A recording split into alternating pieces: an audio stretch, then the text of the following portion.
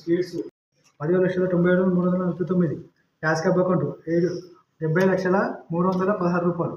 స్వల్పకాలిక రుణాలు 36,737. సదరు మొత్తం 8,20,13,69,69. JP distance 42,579. పిఎం జమానా 82,906. కీబోర్డ్ 900. తెలంగాణ 12,20,500. తెలంగాణ 30,75,975 రూపాయలు. వ్యాపార ఖర్చులు రవాణా ఖర్చు 1,12,200. ఓంకార్ మాల్ 2,40,000.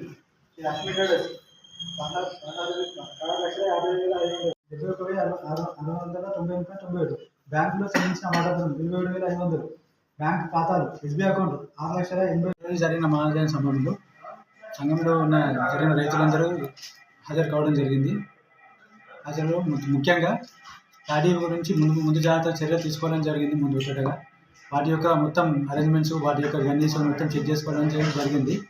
ఇక తర్వాత ఉన్న ఫర్టిలైజర్ మొత్తం ఏది అని ఇప్పటిదాకైతే అరేంజ్మెంట్ చేసేసినాము. ఇప్పటికైతే ఇబ్బంది ఏం లేదు ఫర్టిలైజర్ గురించి. రానున్న రోజులలో ఏ ఇబ్బంది కలగకుండా చూసుకుంటున్నాము. ప్రజెంట్ ఉన్న సిచ్యువేషన్ అయితే ఇబ్బంది ఏం లేదు.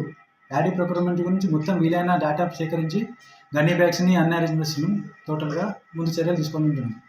ఈ సమావేశంలో మొత్తం ఇప్పటిదాకా జరిగిన జమా ఖర్చులను మొత్తం వివరించడం జరిగింది.